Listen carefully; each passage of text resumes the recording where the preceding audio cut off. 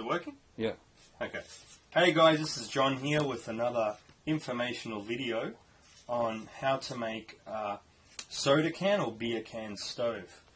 Now, there are a few variants out on the internet at the moment. This is probably the easiest one to make and most likely the quickest. So obviously first you need is a soda can. Any soda can will do, or a beer can. The height doesn't really matter. A knife, in my case I've got a Stanley knife. It's not the best thing to use what I'm using, but a pocket knife is probably the way to go. Pair of scissors. Oh, these are just spare blades. And some fuel, so you can actually power your stove when you get it going. Now, I'm using methylated spirits, but most people actually use the alcohol you get from chemists, because they come in small bottles. And a lot of travellers will buy the small bottle, keep a Coke can in their backpack, and obviously it's an easy solution to travelling. So as you can see, if you look here, I've already cut around the top of the can just to speed things up. And okay, right at the top, you can see I've gone around the top edge. Okay, so make sure you go around the top edge. The reason is it's going to be a lot easier to cut and it's a lot more solid.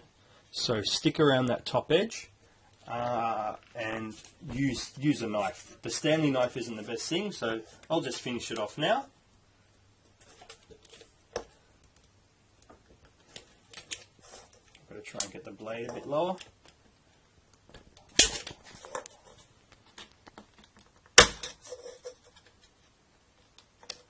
I just did this already so it can speed up the actual video. Most people can do this within about 5 minutes or so. So, you know, once you get the hang of it, it's pretty easy to do. So you take the top off, and it should look like that. Okay, now the next step is, and this is pretty much the easiest step. Okay, make sure there's no water, you know, in there as well. Okay, so just cut it in the center, just an approximate.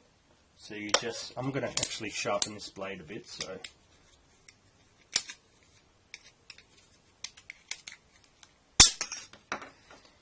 you just cut it down the center.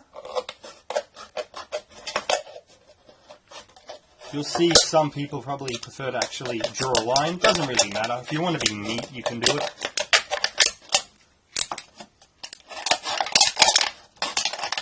You can use scissors, whatever's easier for you. Probably the knife's good to start, and then you just finish off with scissors.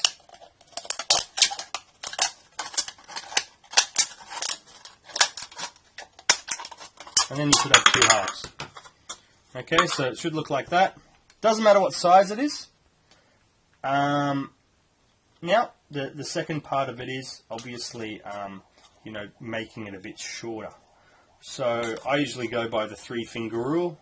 So you go 3 fingers here from the base up, and 3 fingers from the top down. Okay, so that's an approximate. Once again, you can draw a line if you want to be neat. It's not really that important. I mean, you can just do an approximate.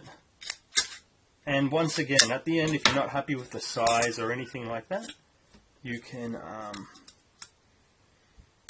actually, you know, pull it apart and change it. So, you know, don't worry about making errors. It's pretty easy. You just cut around. These scissors, once again, aren't the best. You probably want to find a thin pair of scissors. Like with anything, safety is probably the most important thing to stick to. As you can see, I didn't do it that straight, but that's alright. It's not the end of the world. So there we go. We've got the top of the can here like that. Actually, I do prefer to have it a bit shorter, but you know, whatever you prefer. Obviously, the longer it is, the more fuel you can put in.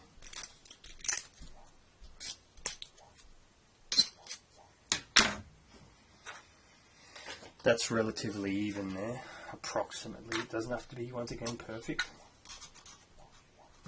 Okay, now try and get, because I've actually cut it a bit too short, you know, obviously the 3-finger rule is not going to work now. try and get this the bottom of the can, line it up like that so it goes to the line up here. Okay, so at least to there. Once again, it can be a bit longer, so I'm just going to go approximately. And you cut it.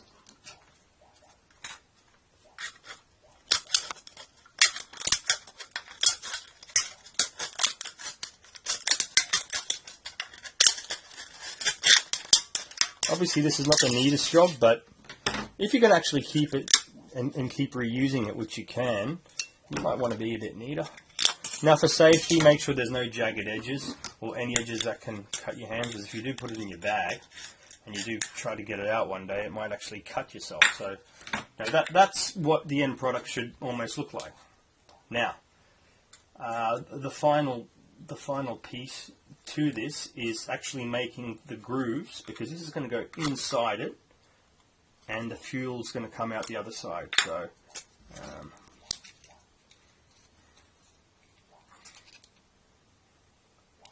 you get 2 fingers and make a groove in the middle like this.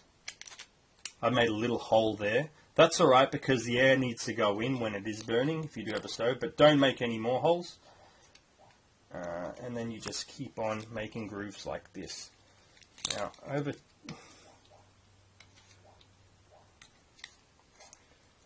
obviously the Stanley knife, as I said, isn't the best thing to use.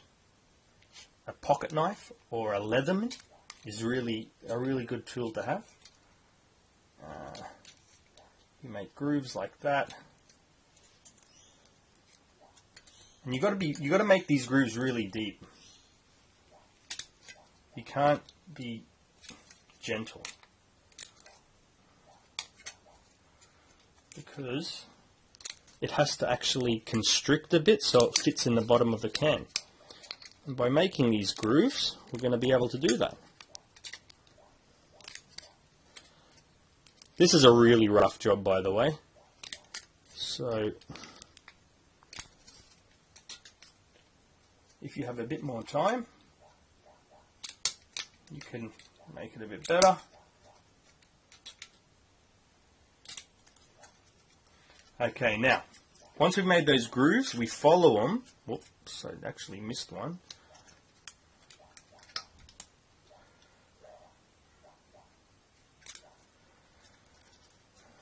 Missed a few, actually.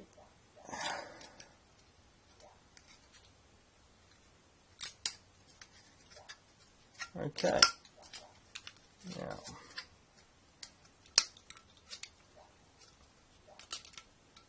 I'm just trying to make them as deep as possible, these channels or grooves,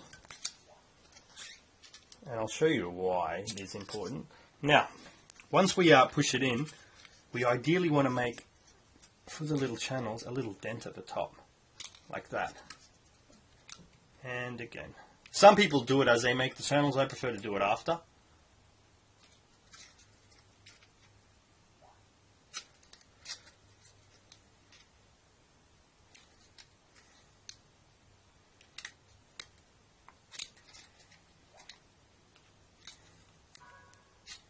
Okay.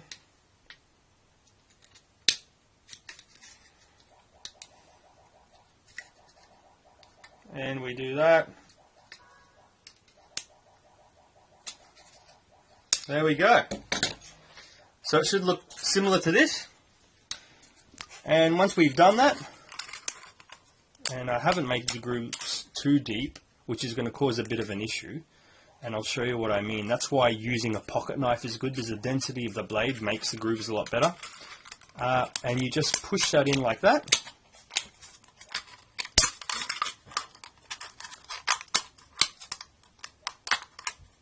Okay, and push it in. Whoops.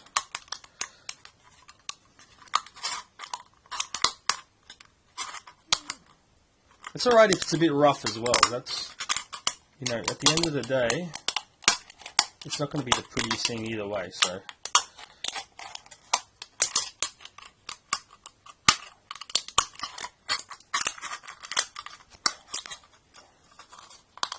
And you just push everything out again.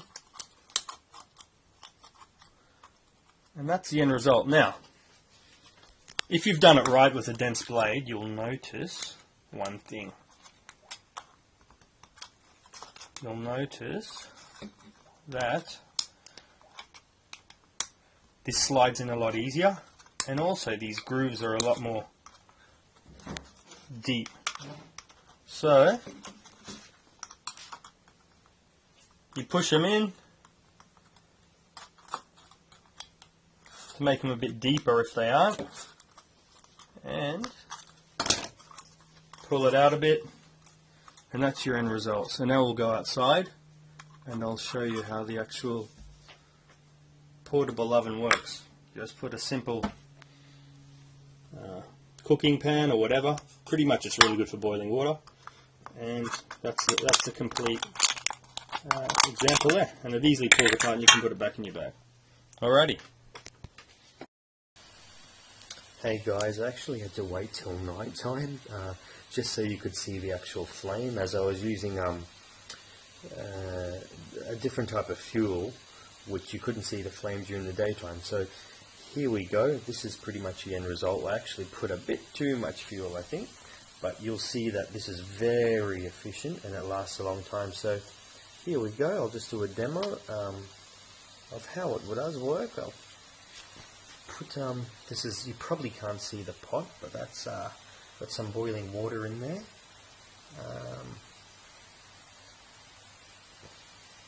And actually what I'll do is I'll turn the light on so hopefully you can see what's going on.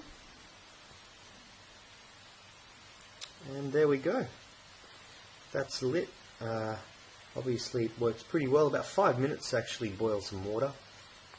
You know, you can actually switch things up, put a few in a row, and you know, get a few pans going, and it all depends what you want to do, I guess. But this is a really great thing to use. And you know, one thing I do recommend, if it suffocates a bit, towards the top you can see here, see how I've got a little hole, and make sure that hole's there, because that'll make it breathe a bit more and drag in some oxygen. So as you can see, there's a little hole right in the center there. Okay, so look, it's working really well, and this will you know, power along and you know, get things cooking if you want it to. So you can improvise, as I said, and use a few. And if you've got any questions, feel free to leave a comment, and please upvote this if you really like what I've provided, and I'll get some more you know, hacks and solutions for you guys. Thank you. Bye.